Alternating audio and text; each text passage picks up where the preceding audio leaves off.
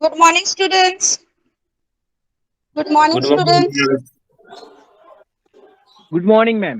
Am I Morning, audible? ma'am. Morning, ma'am. Morning, ma'am. আচ্ছা, একটু আমি শুনতে পাচ্ছি না তোমাদেরকে। আমি জাস্ট চেক আউট করছি, আবার জয়েন করছি, রিজয়েন করছি। ওকে? Okay, ma'am. Okay, ma'am.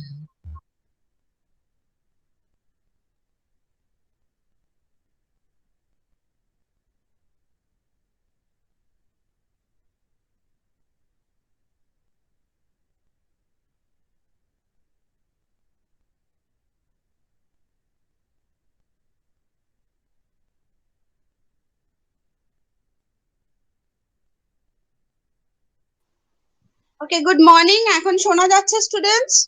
Hi, ma'am. Yes, ma'am. Yes, ma'am. ঠিক আছে। আচ্ছা, তোমরা একটুখানি সবাই যেরকম আমি বলেছিলাম পেন এন্ড পেপার খাতা নিয়ে বসেছো? Yes, ma'am. Yes, ma'am. Yes, ma'am.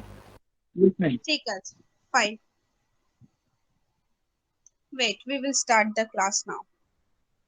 সবাই জয়েন করে আছো তো? 17-20 জন। ঠিক আছে, একটু ওয়েট করো, জয়েন করছি, ক্লাস শুরু করবো।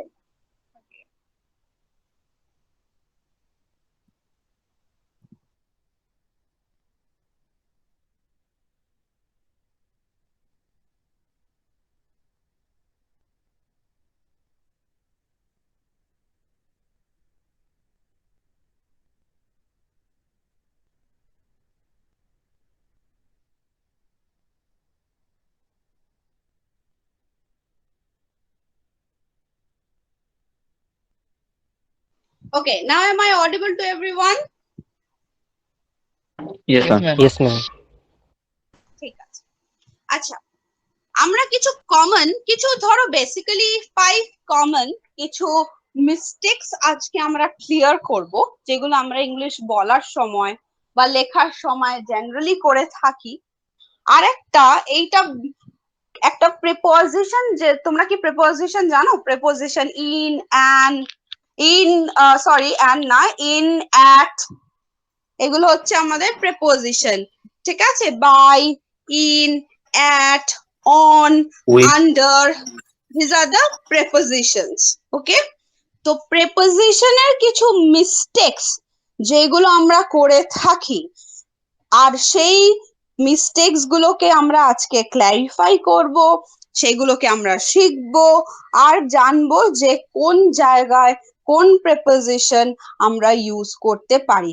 আগের দিন কিছু প্রেপোজিশন নিয়ে তোমাদের একটু কনফিউশন ছিল, অনেকেই দু একজন একটু বলছিলে যে এইখানটা হতে পারে, বা একজনই কেউ বলছিলে।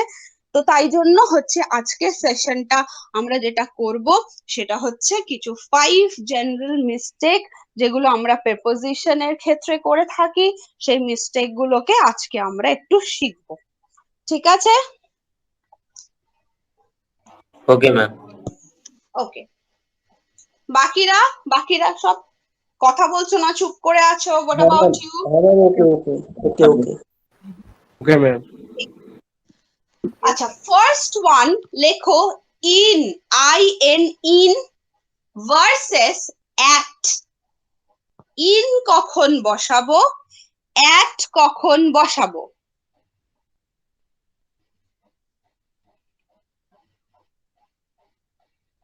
লিখছো স্টুডেন্টস?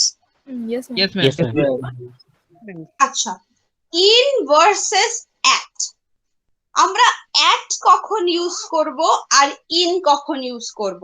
জেনারেলি কোনো জায়গা বোঝাতে গেলে বা সাইজ বোঝাতে গেলে আমাদের দুটো জিনিসই ইউজ করতে হয়, সেটা হচ্ছে ইন ভার্সেস অ্যাট। মানে এটা তো ভার্সেস বলছি, ইন অ্যাট দুটোই ইউজ করতে হয়। তাহলে আমাদের কি হবে? ধরো অ্যাটটা কখন আমি ইউজ করব, যখন কোনো ছোট সাইজের কিছু বলতে চাইছি, কোনো ছোট জায়গার কথা বলতে চাইছি। যেরকম ধরো I was at the bank. ঠিক আছে? মানে কোনো একটা বড় লোকালিটি, সাপোজ ধরো বারুইপুরে তুমি কোনো একটা ব্যাংকে তুমি কাজ করতে গেছো বারুইপুরের, তাহলে কেউ তোমাকে যখন জিজ্ঞেস করবে যে তুমি কোথায় ছিলে, তাহলে তুমি বলতে পারো যে I was at the bank. যেইগুলো সাইজে ছোট কোনো জায়গা, সেগুলোকে আগে আমরা কি বসাই? অ্যাট। বোঝা যাচ্ছে আমি কি? Yes, ma'am. আরো বড় কোনো একটা জায়গা, দেশ, কোনো একটা দেশ, কোনো একটা কন্টিনেন্ট, কোনো একটা, যেটা বললাম দেশ যেটা কান্ট্রি, কোনো একটা কন্টিনেন্ট, কোনো একটা কান্ট্রি, ঠিক আছে? এরকম বড় কোনো জায়গা যদি আমরা বলতে চাই, তাহলে ধরো সেটার আগে আমাদেরকে কি বসাতে হবে? ইন বসাতে হবে। ইন বসাতে বসাতে হবে। হবে। যেরকম ধরো আমি England, I was born in England, I was born in England.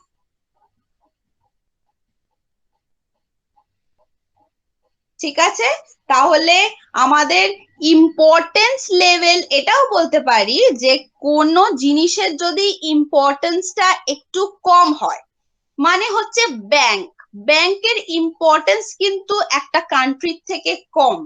ঠিক আছে, একটা ছোট্ট একটা জায়গা, একটা হোল কান্ট্রিতে অনেক ব্যাংক থাকতে পারে। ঠিক আছে, মেবি তুমি ধরো বম্বের কোনো একটা ব্যাংকে গেছো, ঠিক আছে, তো বম্বেটা কিন্তু কম্পারেটিভলি বম্বের ওই ছোট ব্যাংকের থেকে অনেকটা বড় সেন্স বোঝায়। আমি ঠিক বলছি তো? Yes, ma'am. তাহলে আমরা কি বলতে Yes, ma'am. পারি? আই অ্যাম ইন বম্বে, তাই তো? আর Yes, ma'am. I am at a bank. I am at a bank. তাহলে I am at the bank বলতে পারি, কিংবা I am at a bank। হ্যাঁ, হ্যালো ম্যাম, আমি বলছি অ্যাড বলে যদি ইন বলি তাহলে কি হ্যাঁ অসুবিধা আছে? অসুবিধা আছে, অফকোর্স অসুবিধা আছে। কারণ কি, তুমি এই যেটাই আমি বলছিলাম, নিজের মতো প্রেপোজিশন ইউজ করতে পারো না। তাহলে একটা এক্সাম্পল তোমরা লিখে নাও। তো এখানে যদি, আচ্ছা তার আগে একটুখানি লিখে নাও যে ইন হচ্ছে কোনো বড় সাইজের কিছু বোঝাতে গেলে, যেরকম কোনো কান্ট্রি, কোনো কন্টিনেন্ট। ঠিক আছে, আর একটা কখন? কম্পারেটিভলি কোনো ছোট সাইজের কিছু জায়গা বোঝাতে গেলে আমরা বলতে হয় অ্যাট। যেরকম এক্সাম্পল লেখো, I was at a bank, I was at a bank in Mumbai that time. I was at a bank in Mumbai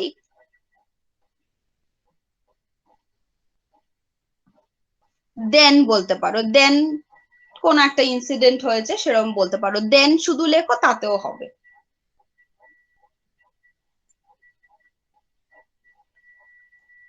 তোমাকে যদি কেউ জিজ্ঞেস করে যে যখন ওই অ্যাক্সিডেন্টটা হয়েছিল তুমি কোথায় ছিলে, বোঝাতে পারছি আমি কথাগুলো?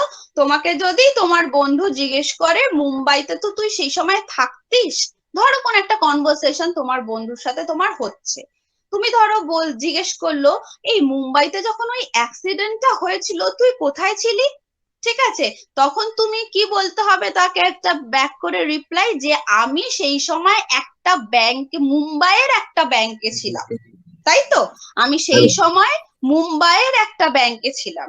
কিংবা তোমাকে ধরো এরকম কোনো একটা কেউ ট্রান্সলেশন দিল, ঠিক আছে, ট্রান্সলেট করতে বললো যে আমি সেই সময় মুম্বাইয়ের একটা কোনো ব্যাংকে ছিলাম, বা মুম্বাইয়ের একটা ব্যাংকে ছিলাম, তাহলে আমাদের কি বলতে হবে? তাহলে আমাদের একটা সেন্টেন্সের মধ্যে ইনটাও ইউজ করতে হবে, একটাও ইউজ করতে হবে।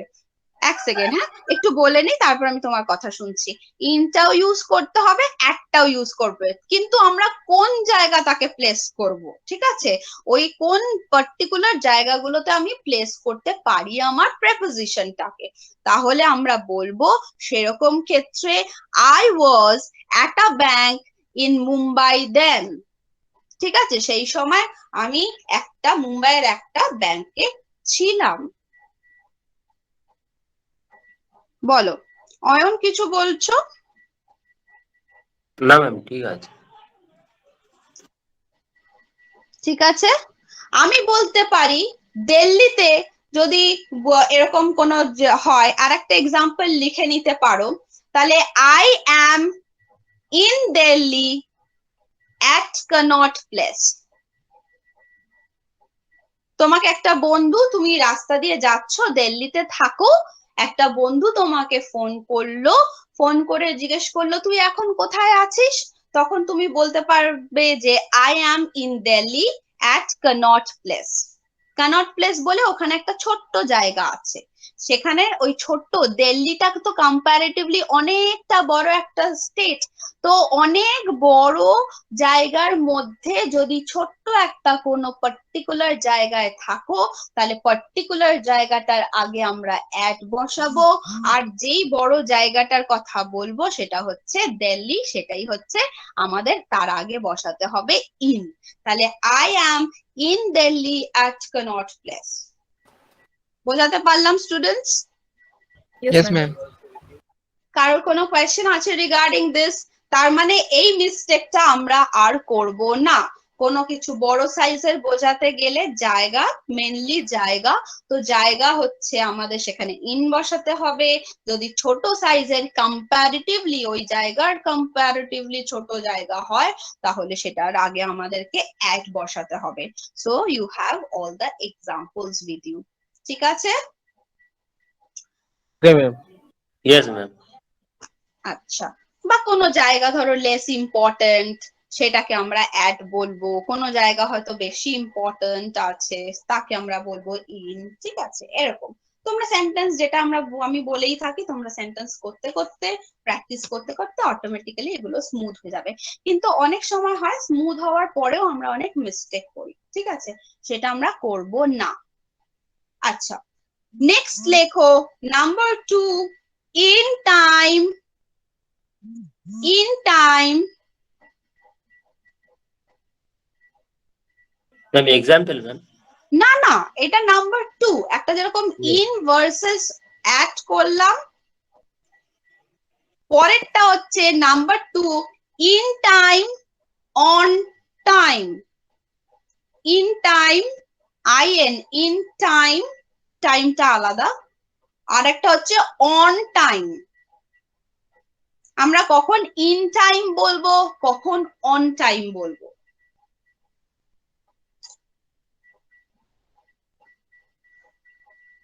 ঠিক আছে, লিখেছো স্টুডেন্টস? Yes, ma'am. আচ্ছা, ইয়েস ম্যাম। ঠিক আছে। সাপোজ আমরা একটু এক্সাম্পল দেখি। কোনো একটা বন্ধুকে তুমি বলেছো 5টার সময় ওই কফি শপটাতে মিট করার জন্য, ঠিক আছে? তোমার বন্ধু একদম কারেক্টলি 5টার সময় ওই কফি তুমি গিয়ে ওয়েট করছো, আর বন্ধুটাকে দেখলে যে একদম 5টায়, কাঁটায় কাঁটায় 5টায় গিয়ে কফি শপটাতে পৌঁছে গেছে, ঠিক আছে, একদম 5টার সময়। তাহলে আমরা কি বলবো? On time. তখন কি বলতে পারো? Oh my god, you are on time. ঠিক আছে, মানে একদম কাটায় কাটায়, যদি 5টায় কোনো কাজ তোমাকে শেষ করতে দেওয়া হয়েছে, 5টার সময় তুমি কারোর সাথে একদম একদম টাইমে মিট করেছো, ঠিক আছে, একদম ডট 5টায়, তাহলে সেটাকে হবে অন টাইম। বা একদম 5টার সময় তোমার এক্সাম শেষ হওয়ার কথা, তাহলে আমরা জেনারেলি তোমরা এক্সাম দিচ্ছ মেবি 4টের সময় তোমার এক্সাম শেষ হওয়ার কথা, একদম অন টাইমে যাতে তোমরা শেষ করো, ঠিক আছে? টিচাররা অনেক সময় বলে একদম তোমাদের অন টাইমে শেষ করতে হবে, মানে তুমি 1 মিনিট পেছনেও তুমি শেষ করতে পারো না, তুমি 1 মিনিট আগে শেষ করলে সেটা তোমার ব্যাপার, কিন্তু অন টাইম আমার কি, আমার 4টে হচ্ছে টাইম, 4টের 1 মিনিটও তোমাকে পরে টাইম দেওয়া হবে না। তো তুমি অন টাইমে, তোমাকে 4টের সময়, ম্যাক্সিমাম 4টের সময় তোমাকে শেষ করতে হবে, ঠিক আছে? তাহলে সেই ক্ষেত্রে আমরা কি বলবো, অন টাইম, তাই তো? You need to complete the work on time, ঠিক আছে? এরকম আমরা বলে থাকি। কোনো ধরো আমি তোমাদের একটা প্রজেক্ট দিলাম, বললাম এটা কিন্তু 2 ফুট 3টের মধ্যে আমার চাই, ঠিক আছে? You need to complete the project on time, ঠিক আছে? কি তাহলে আমি বলতে পারি সেটা অন টাইমটা আমি তোমাদের একটা টাইম স্প্যান দিয়ে দিয়েছি। দাঁড়াও 1 সেকেন্ড, কি লিখছো মেসেজে?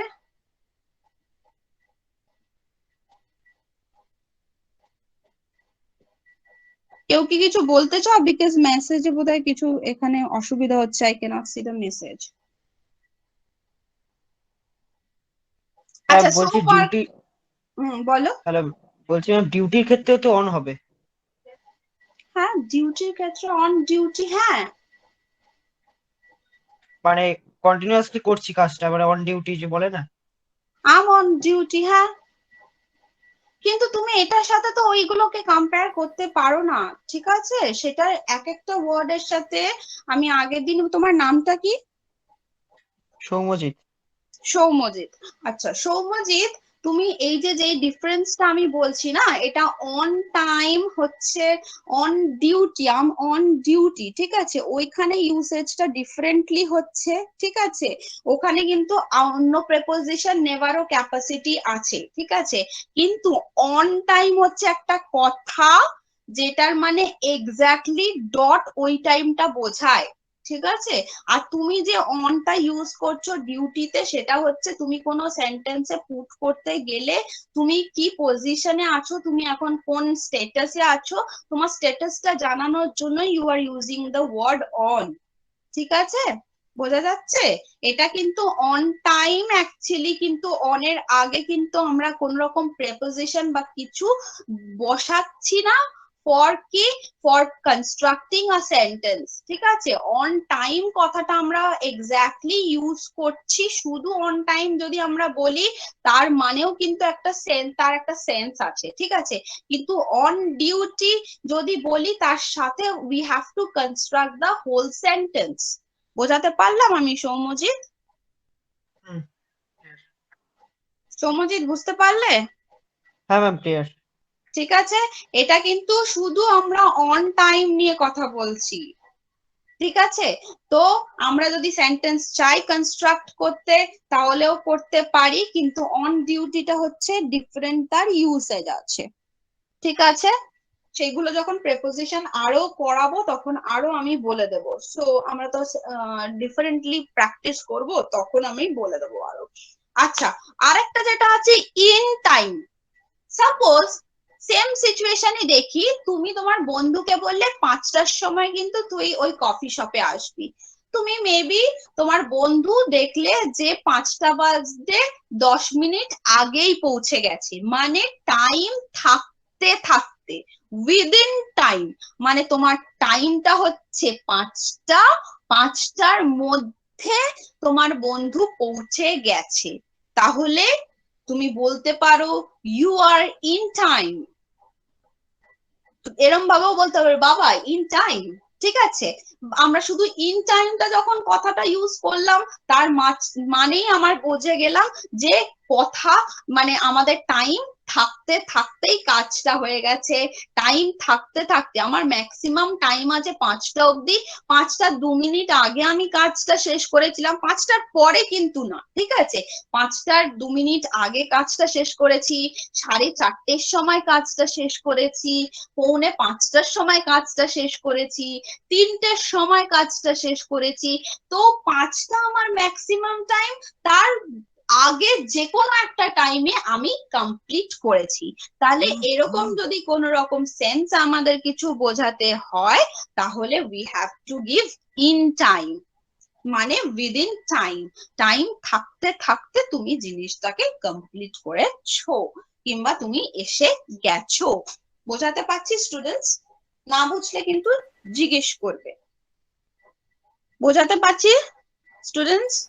Yes, ma'am. Yes, ma'am. Yes, ma'am. Yes, ma'am. তার মানে ডিফারেন্সটা এটাই হলো, একদম কাঁটায় কাঁটায় যদি কোনো টাইম আমরা বোঝাতে চাই তাহলে অন টাইম, আর যদি নাকি কোনো রকম টাইমের একটা টাইম লিমিট দেওয়া আছে, তার আগেই কিছু কমপ্লিট করা, তার আগেই কোনো কাজ হয়ে গেছে, তার আগেই কোনো জিনিস কেউ এসে গেছে, তাহলে আমরা বলবো ইন টাইম। ঠিক আছে? হ্যালো ম্যাম, হ্যালো ম্যাম, বলো বলো বলো টাইমের শুনছি। পরে যদি হয় কি হবে? টাইমটার পরে, টাইমের মানে পরে টাইমটা চলে গেছে ওর পরে কি বলবো? আমরা দেখো টাইমের চলে গেছে সেটাকে আমরা কিন্তু নানা ভাবে বলতে পারি, ঠিক আছে? সো ইটস অলরেডি টাইম, ঠিক আছে? ইটস অলরেডি টাইম আমরা যদি বলি তার মানে টাইম কিন্তু পেরিয়ে গেছে, তার ইটস অলরেডি টাইম, ঠিক আছে? কিংবা দ্য টাইম ইজ ওভার, ঠিক আছে? এরকম ভাবেও আমরা বলতে পারি, ঠিক আছে? কিন্তু আমরা ম্যাম লেট হবে?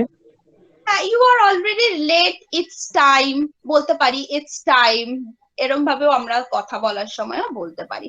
টাইম যদি হয়ে যায় তাহলে বলি ইটস অলরেডি টাইম, ঠিক আছে? Or you are running late, এমনি ভাবেও বলতে পারি, তার মানেও বোঝা যাবে যে তুমি টাইম পার করে দিয়েছো, ঠিক আছে? তো এইরকম ডিফারেন্ট সেন্সেও আমরা টাইমের পরেরটা বলতে পারি। কিন্তু আমরা যখন সেন্টেন্স বলি না, তখন এই যে টাইমের এই ইন আর ইন টাইম আর অন টাইম নিয়ে আমাদের একটু কনফিউশন হয়ে যায়, লোক সেখানে একটু মিস্টেক করে ফেলে। টাইমের পরেরটা আমরা বলতে পারি ইউ আর রানিং লেট কিংবা ইটস অলরেডি টাইম, এগুলো আমরা টার্ম ইউজ করতে পারি। ঠিক আছে পরেশ? হ্যাঁ, ওকে ম্যাম। আর কারোর কোনো কনফিউশন, কোনো জিনিস জানতে চাও? ঠিক আছে, we go to the third one. লেখো all versus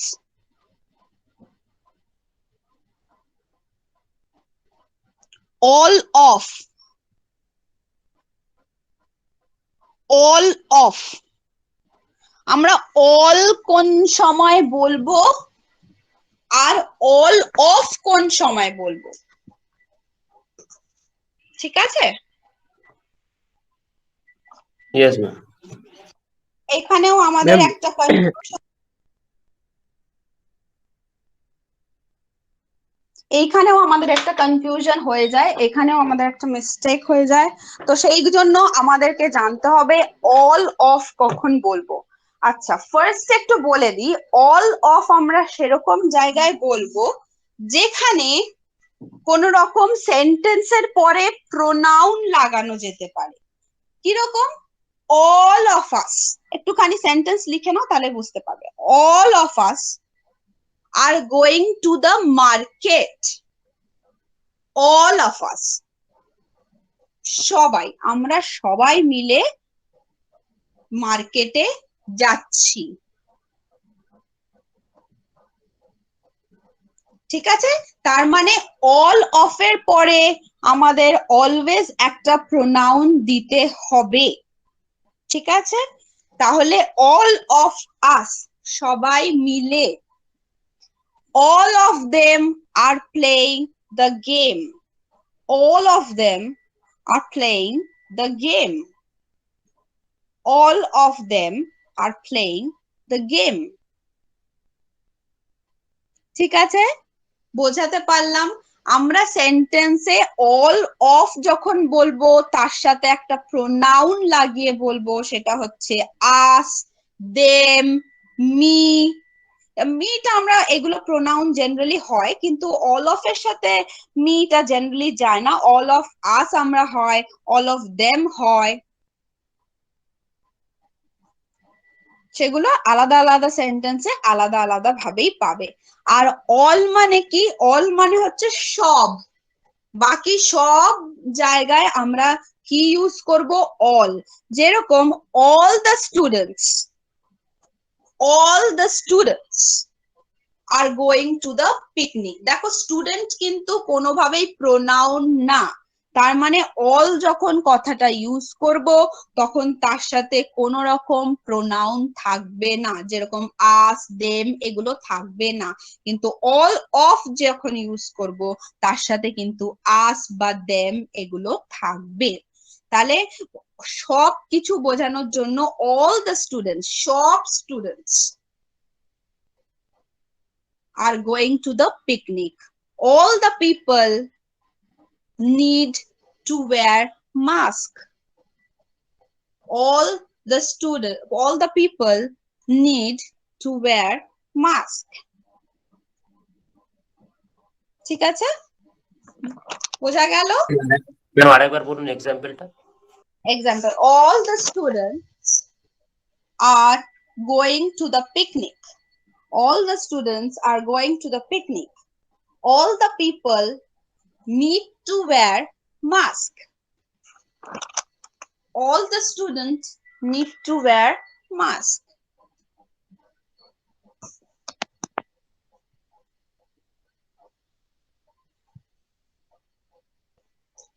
ঠিক আছে? Yes ma'am. আচ্ছা, এইবার আরেকটা জিনিস বলে দিই, বিসাইড নাম্বার 4 লেখো, বিসাইড ভার্সেস besides, besides।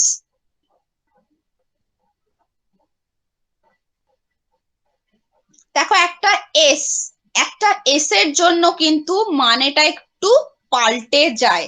তুমি বিসাইড কথাটা ইউজ করবে আর বিসাইডস ইউজ করবে, কোন সময় দুটো ইউজ করবে। একটা এস লাগানো মানে কিন্তু বিসাইডটা আবার বিসাইডের কোনো প্লুরাল ফর্ম হয় না যে এস লাগিয়ে সেটাকে প্লুরাল করে দিলাম, ঠিক আছে? কোনো প্লুরাল ফর্ম হয় না। তাহলে আমরা বিসাইড ভার্সেস বিসাইডস, তাহলে বিসাইডস টার কথাটার মানে কি আর বিসাইড মানে কি? বিসাইড মানে কি স্টুডেন্ট, এটা তো জানার কথা। শুধু বিসাইড, বিই, বিসাইড মানে কি ম্যাম পাশে। পাশে, এটা হচ্ছে একটা প্রেপোজিশন, তার মানে হচ্ছে কোনো কিছুর পাশে। Come and sit beside me, লেখো come and sit beside me.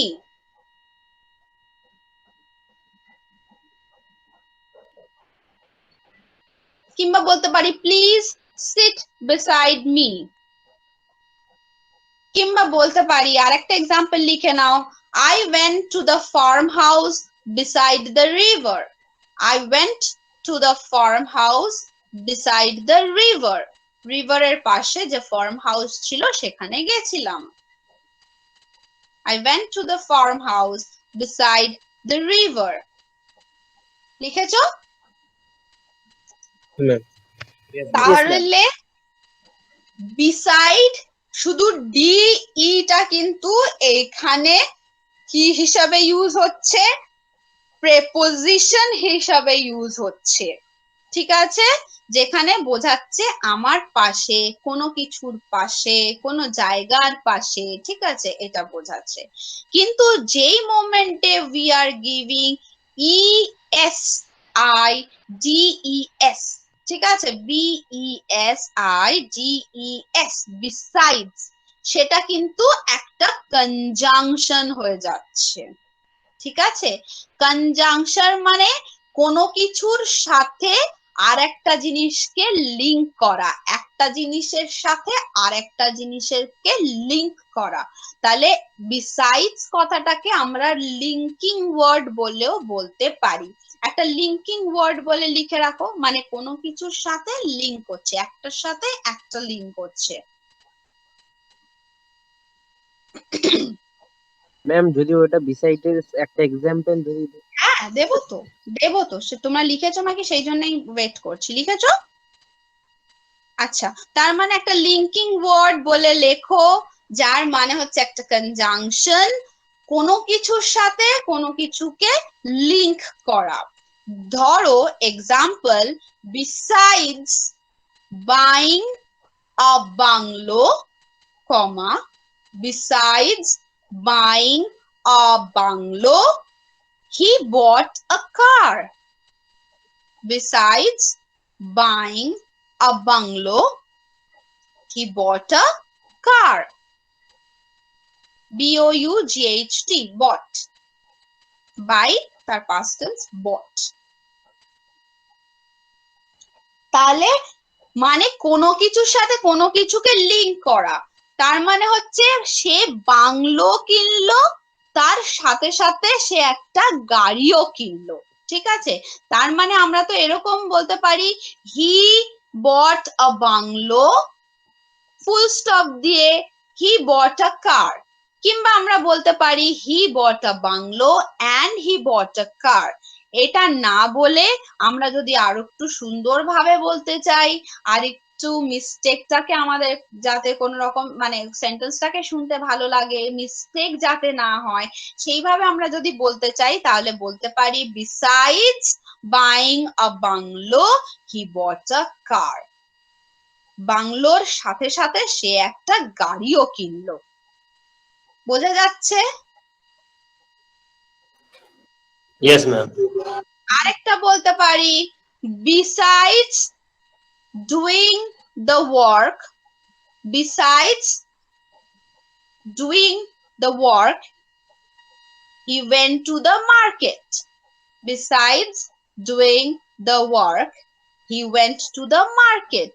মানে কাজটা যেরকম করলো তার সাথে সাথে মার্কেটেও গেল।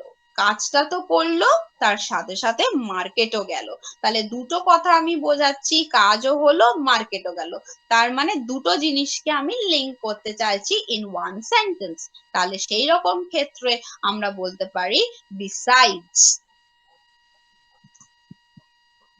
বোঝা গেল স্টুডেন্ট? Yes, ma'am.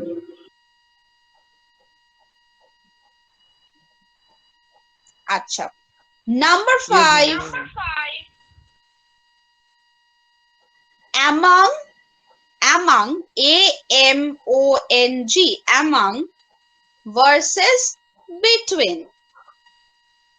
among আমরা বলি among versus between.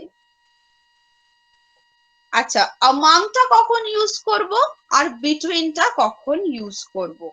তার মানে amongটা আমরা তখনই ইউজ করব যখন অনেক লোকের মধ্যে কিছু বোঝাবো।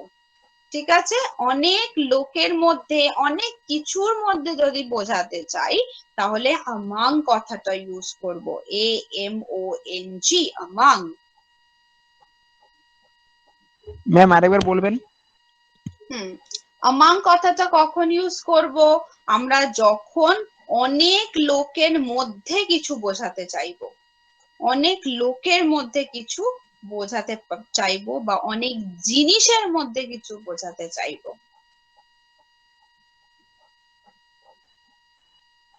ঠিক আছে, এক্সাম্পল যেরকম হতে পারে she is very popular, she is very popular, P-O-P-U-L-A-R, popular. She is very popular among her classmates, among her classmates.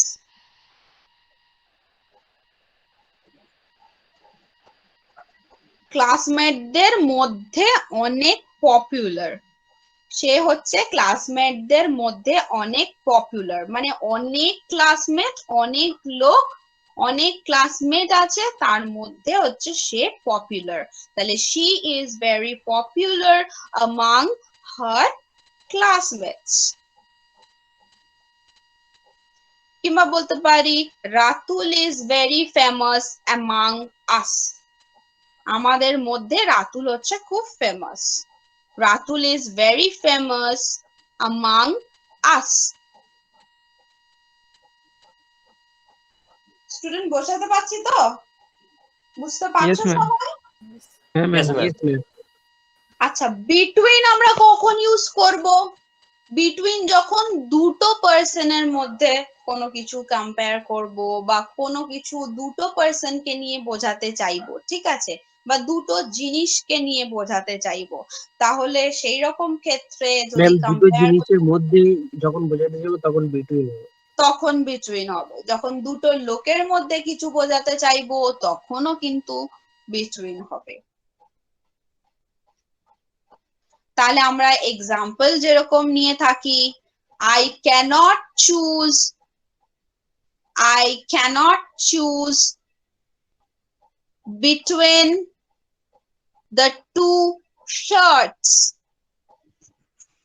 I cannot choose between the two shirts.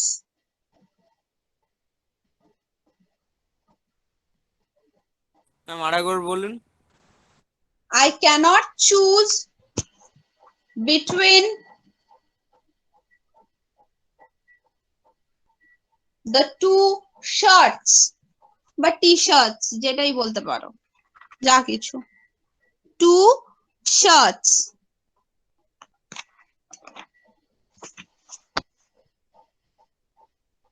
ঠিক আছে?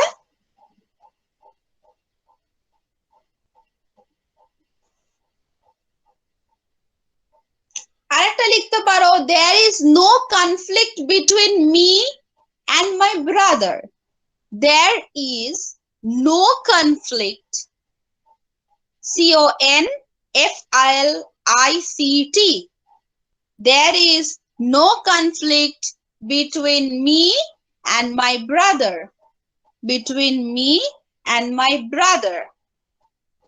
আমার ব্রাদার আর আমার মধ্যে কোনো কনফ্লিক্ট নেই। তাহলে আমি বোঝাবো কি দিয়ে? বিটুইন দিয়ে। কথাটা হচ্ছে বিটুইন।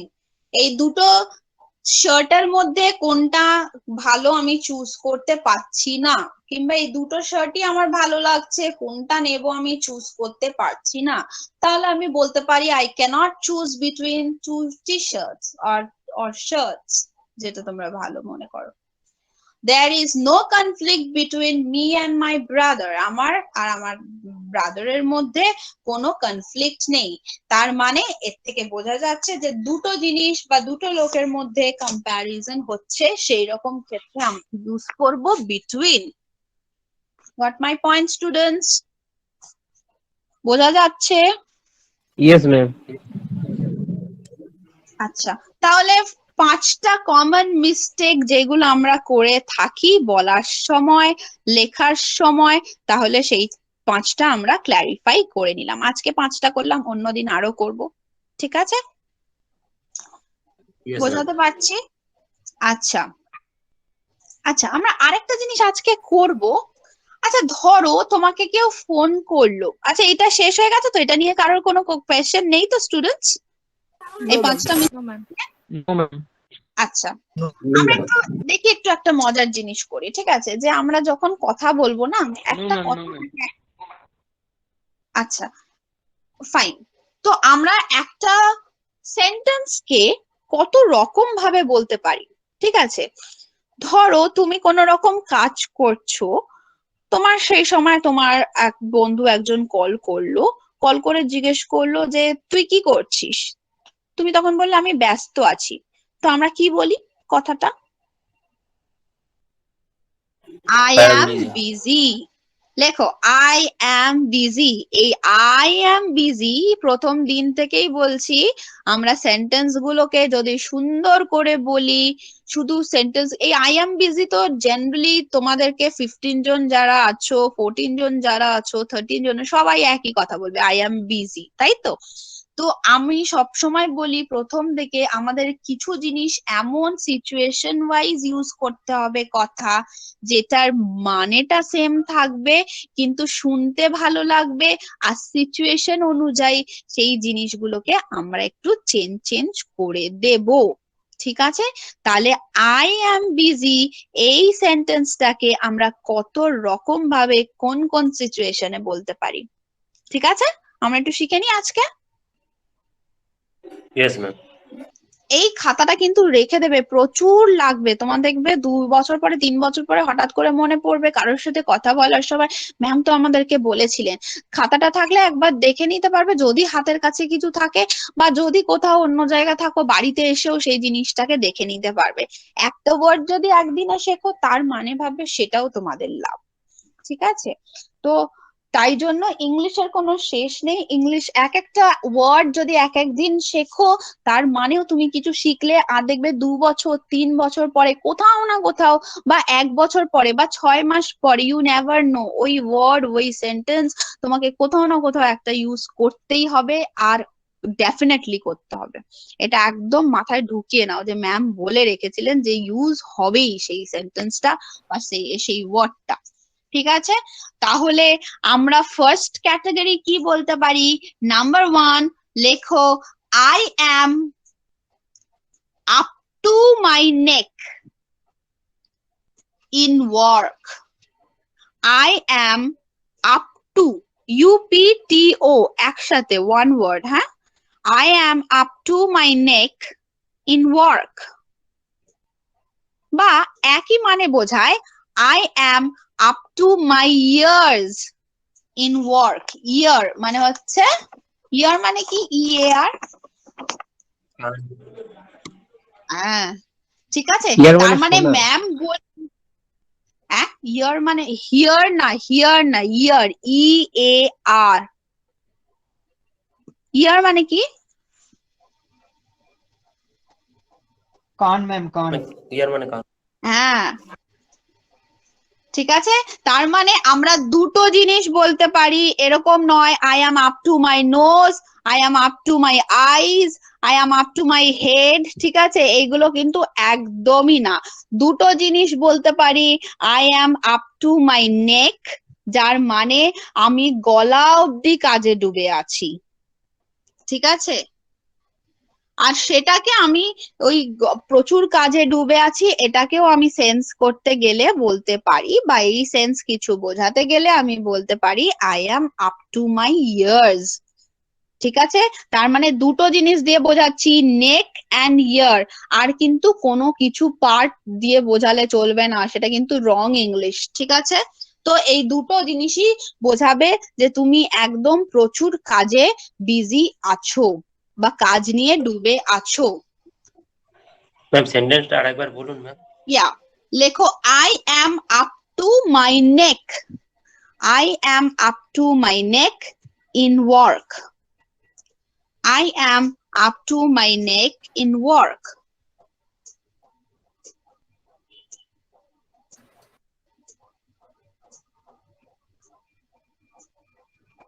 এর বাংলা স্পেলিংটা কি হবে?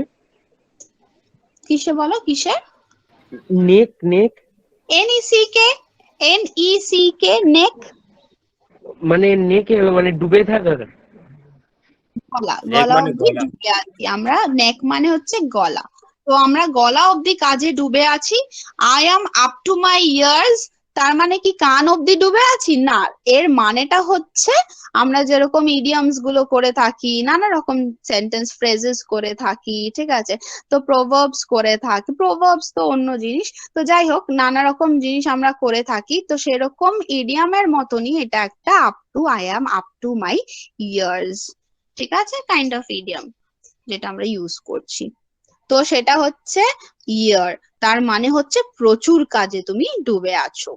ঠিক আছে, we go to the next one, number 2. Number 2, I have lots to do. I have lots, LOTS, lots.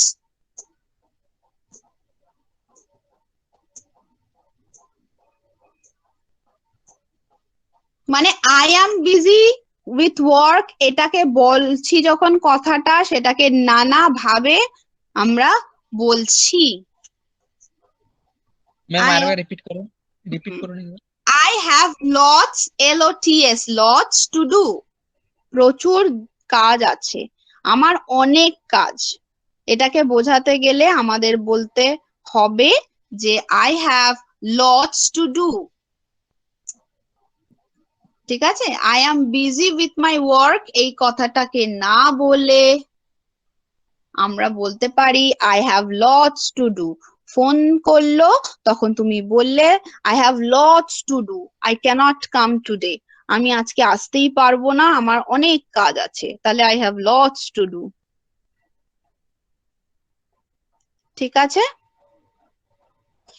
তুমি অফিসে গেছো, নাম্বার থ্রি, তুমি অফিসে ঢুকেছো, অফিসের বস তোমাকে একটার পর একটা পর কাজ দিয়ে যাচ্ছে, ঠিক আছে, পর কাজ তুমি করে জমা দিচ্ছ, আবার নতুন কাজ দিয়ে যাচ্ছে, ঠিক আছে, কিংবা তুমি বাড়িতে আছো, তুমি একটা কাজ করে কমপ্লিট করছো, তোমার মা এসে আর একটা কাজ দিয়ে যাচ্ছেন, আবার তুমি ধরো একবার দোকানে গেলে কিছু শপিং করে আনলে, তারপরে দেখবে আবার তোমাকে কোনোভাবে দোকানে পাঠানো হচ্ছে, আবার তোমাকে কিছু শপিং করতে বলা হচ্ছে, তারপরে তুমি এখানে বাড়িতে আসলে আবার কিছু তোমাকে কাজ দিয়ে দেওয়া হলো, আলমিরা গোছাতে বলা হলো, ওয়াশিং করতে বলা হলো, ঠিক আছে, মানে একটার পর একটা তোমাকে কাজ দিয়ে যাওয়া হচ্ছে, তাহলে তুমি তখন কি বলতে পারো, আই অ্যাম swamped।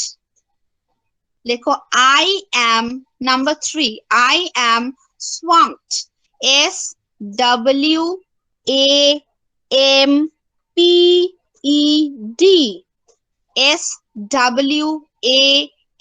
SWAMPED, এটার মানেটা কি, আমি কাজের ভিড়ে হারিয়ে যাচ্ছি। আমরা সুন্দর করে বললাম I'm just swamped, বুঝতে পেরেছি, সারা দিন I'm just swamped, মানে আমি পুরো কাজের ভিড়ে হারিয়ে যাচ্ছি, এরকম যদি কিছু বলতে চাই তাহলে বলতে পারো আই এম swamped।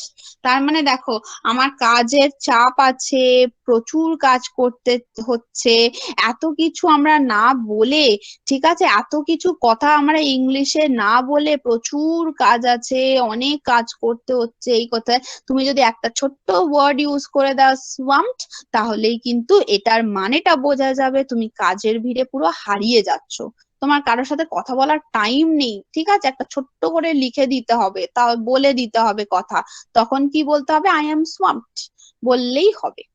ঠিক আছে, বোঝাতে পারছি student? Yes ma'am. Yes, ma'am.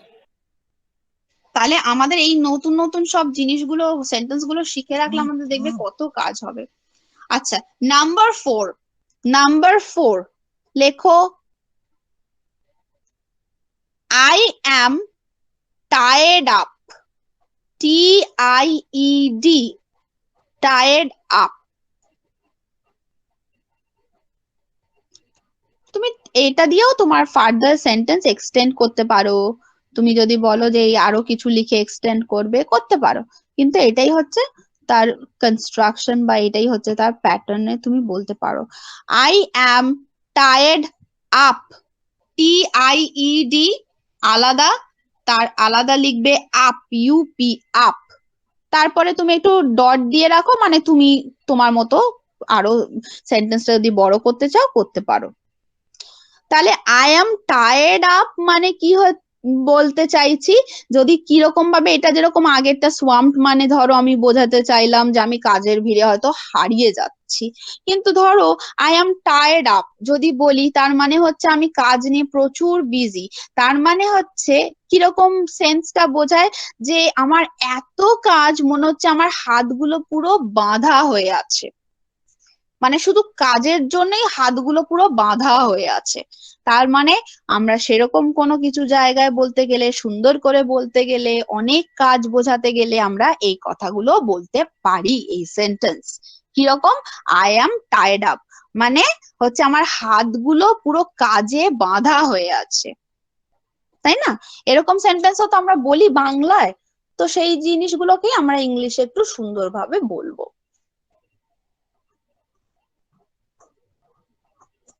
বোঝা যাচ্ছে তো স্টুডেন্টস? একটু নোট করে নিচ্ছ তো? হ্যাঁ, yes, ma'am. Yes ma'am. মানে পুরো কাজে আমার হাতগুলো বাঁধা হয়ে আছে, ঠিক আছে। নাম্বার 5 লেখো মাই agenda, AGENDA, DA. My agenda is full. My agenda is full. AGENDA. Agenda is full. FULL. Full. ঠিক আছে? ধরো তুমি কোনো কাজ তোমাকে বস দিয়ে গেছেন, তোমাকে 5টা ফাইল দিয়ে গেছে, সেই 5টা ফাইল তোমাকে দেখে 5টার সময় জমা দিতে হবে। ঠিক আছে? স্যারের কাছে জমা দিতে হবে। স্যার বলেছে এই 5টা ফাইল তুমি আজকের মধ্যে দেখে আমাকে 5টার মধ্যে দেখে জমা দাও। ঠিক আছে? তোমার কলিগ এসে তোমাকে বলল এই প্লিজ আমি এই ফাইলটা নিয়ে একদম পুরো স্ট্রাগল করছি, পাচ্ছি না, তুই প্লিজ একটুখানি দেখে দিবি। তার মানে তোমাকে কলিগের সাথে কথা বলতে হবে। ঠিক আছে? যে তুমি অলরেডি কাজটা তোমার ফুল হয়ে আছে, আজকের কাজটা পুরো স্কেডিউল হয়ে ফুল হয়ে আছে, তুমি আর এক্সট্রা একটা ফাইল ওর দেখার মতো টাইম তোমার কাছে নেই। তাই তো স্টুডেন্ট? আমি বুঝতে পারছো তো আমি কি বলছি, কোন সিচুয়েশনে ইউজ করবে কথাগুলো? তাহলে সেই সময় বলতে পারো, তখন তো তুমি বন্ধু, তখন তো তুমি বন্ধুকে একটুখানি ভালোভাবে বলতে হবে, সে তো তোমার কলিগ, সে তো তার একটা প্রবলেম নিয়ে এসছে। তাহলে আমি কি বলতে পারি, কিন্তু আমার কাছে আর টাইম নেই, আমার কাছে আর দেখার মতো কিছু নেই, আমার সেই দিনের কাজে পুরো কাজটা তোমার 5:30টার সময় অফিস ছুটি, তোমার 5টার মধ্যে কাজটা জমা দিতে হবে, তোমার একটা টাইম স্প্যান আছে। ঠিক আছে? তো এরকম কোনো সময় আমরা কি বলতে পারি, সরি রে মাই এজেন্ডা ইজ ফুল। ঠিক আছে? এজেন্ডা ফুল মানে আমার এত যে কাজে করার মতো আছে যে আমার আর কোনো এক্সট্রা টাইম নেই, আমার এত কাজে মানে পুরো ফুল হয়ে আছি যে নতুন কোনো কাজ করার মতো বা এক্সট্রা কোনো কাজ করার মতো আমার কাছে টাইম নেই। তো এত কথা তুমি ইংলিশে বলতে গেলে হয় কি, আমাদের অনেক সময় মিস্টেক হয়ে যায়, বলতে আমরা অনেক সময় কথা বলতে চাই না, কারণ কি আমাকে এতগুলো জিনিস তাকে বোঝাতে হবে যে আমার পুরো কাজে ভর্তি, আমার অনেক কাজ আছে, আমার পুরো যা আজকে স্কেডিউল কাজ সেটাই আমি শেষ করতে পারবো না। ঠিক আছে? এত কিছু না বুঝিয়ে আমি যদি একটা সিম্পল সেন্টেন্সে ছোট্ট করে ওনাকে বলে দিই যে সরি রে, extremely sorry, my agenda is full today, seriously my agenda is full today, এরকম ভাবে যদি আমরা কিছু বলে দিই, তার মানে হচ্ছে সুন্দর শোনালো, ছোট্ট করে শোনালো, আমাদের মিস্টেকও হলো না, তার মানে বোঝা যাচ্ছে যে আমি এত কাজে ভর্তি আমার আছে যে আমার নতুন কোনো কাজ নেবার মতো জায়গাই নেই, টাইমই নেই। বোঝাতে পারলাম? Yes, ma'am. আচ্ছা, we go to the 6th one. Number 6. আমরা বলি we are buried with work. We are buried with work. Buried with work, bury spelling কি আমরা বলি বাড়ি, কিন্তু ওটা কথাটা হচ্ছে বাড়ি না, that's bury. ঠিক আছে? তার মানে হচ্ছে I am buried with work. BURIED. I am buried with work.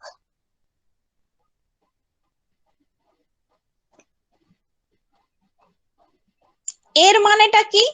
মানে আমি একদম কাজের মধ্যে ডুবে যাচ্ছি, এতটাই কাজ যে কাজের মধ্যে আমি ডুবে যাচ্ছি।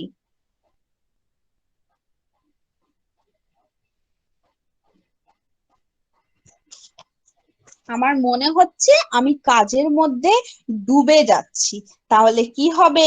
I am buried with work.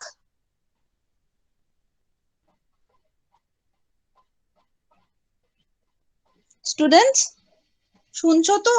লিখছো তো একটুখানি? Yes, ma'am. নোট করে নাও, তাহলে তোমাদের মনে রাখতে সুবিধা হবে। আর এই যে তোমরা লিখছো না, আমি যদি 5টা নোট দিয়ে তোমাকে ছেড়ে দিতাম যে পড়ে নিস, আমি তোরা নিজেরাই পড়ে নিস, ঠিক আছে, তাহলে কিন্তু দেখবে ব্রেনে ঢুকবে না। আমি প্রপারলি এক্সপ্লেন করলে নিজে যদি একটা দুটো পয়েন্ট লেখো সেটা কিন্তু ব্রেনে থেকে যাবে, সেটা কোনো না কোনো সময় মনেই পড়বে। কিন্তু একদম নিজে না প্র্যাকটিস করলে, না হাতে কিছু না লিখলে কিন্তু হবে না। ঠিক আছে, তাহলে আমি একবার একটু রিপিট করে দিই। I am up to my neck, সবকিছু একটা যদি সেন্টেন্স আমি কাউকে বলতে চাই যে I am busy with work, ঠিক আছে, বিজি উইথ মাই ওয়ার্ক, যেটাই তুমি বলো না কেন, অনেক কাজ, অনেক কাজ আমি প্রচুর কাজে নিয়ে বিজি, এই কথাটা আমি ডিফারেন্ট সিচুয়েশনে ডিফারেন্টলি ইউজ করতে পারি। একটা সিম্পল ওয়েতে ইউজ করতে পারি, I am up to my neck in work, I am up to my years in work, ঠিক আছে। আর সৌম্যজিৎ, একটা জিনিস একটু দেখো, তুমি যে এখানে বলছিলে না যে অন ডিউটি, ঠিক আছে, আমি যখন তোমাকে বলছিলাম, দেখো এখানেও কিন্তু আমি ইন দিয়েছি, ঠিক আছে, ওখানেও কিন্তু আমি ইন ইউজ করেছি, কিন্তু দুটো জায়গা দুটো আলাদা ইউসেজ, তাই তো। ওখানে ইন একটা কিসের ক্ষেত্রে ইউজ করেছি, সৌম্যজিৎ শুনতে পাচ্ছ? বাকিরাও সবাই একটু বুঝে নাও, তাহলে আর একটু ক্লিয়ার হয়ে যাবে।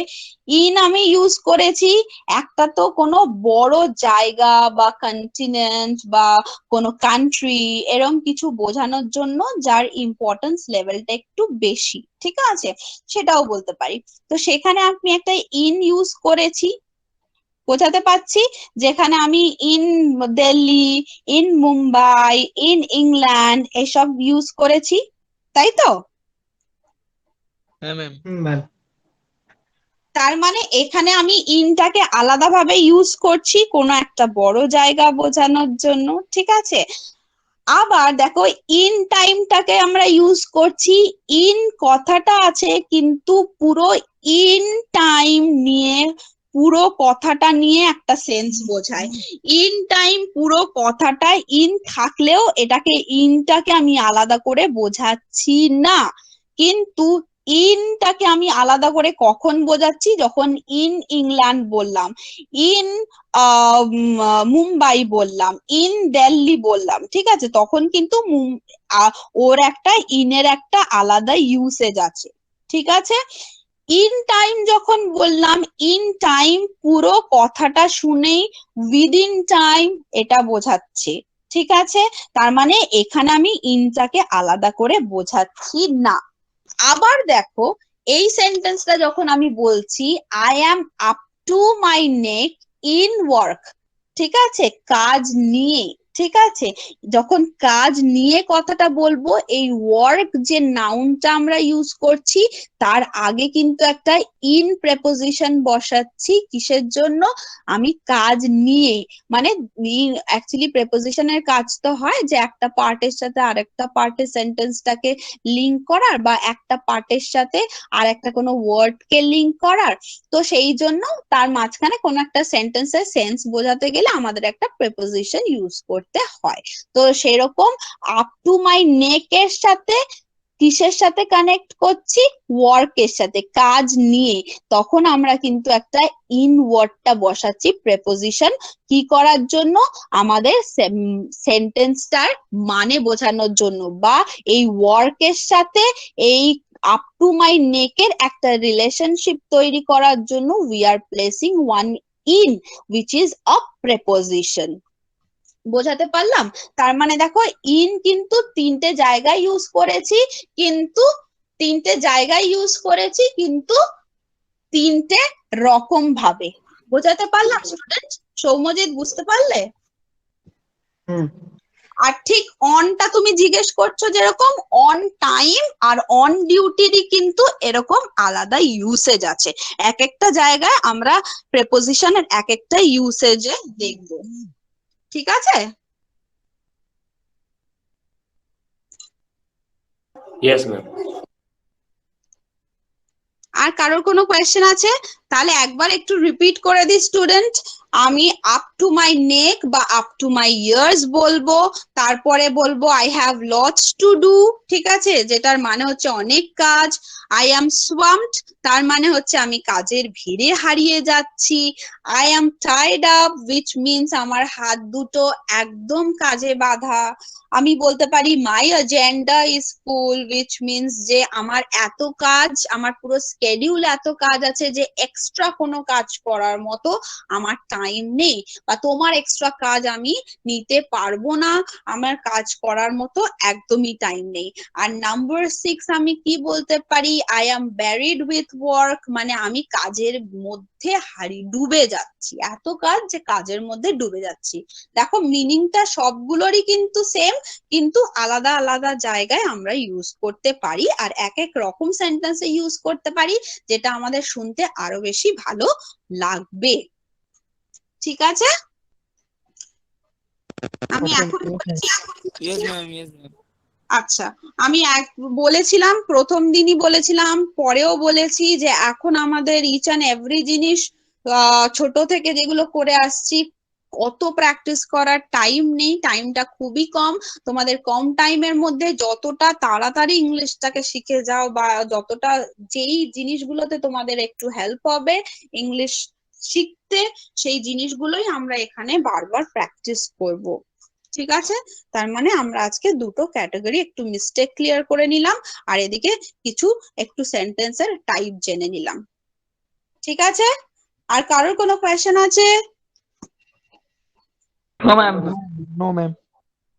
ঠিক আছে, তো আমরা আমরা কন্টিনিউ করব নেক্সট ক্লাসে। ঠিক আছে, see you in the next class, bye. আর যদি কারোর রকম এগুলো একটু বাড়িতে নিজেরা পড়তে থাকবে, যদি মনে হয় কোথাও কোনো আটকে গেছে বা কোনো কোয়েশ্চেন আছে জিজ্ঞেস করবে, তাহলে কিন্তু আমাকে নেক্সট ক্লাসে ডেফিনেটলি জিজ্ঞেস করবে। ঠিক আছে, thank you ma'am. Thank you, ma'am. Bye ma'am. Bye bye, see you in the next class, bye. Thank you ma'am. Yes, ma'am.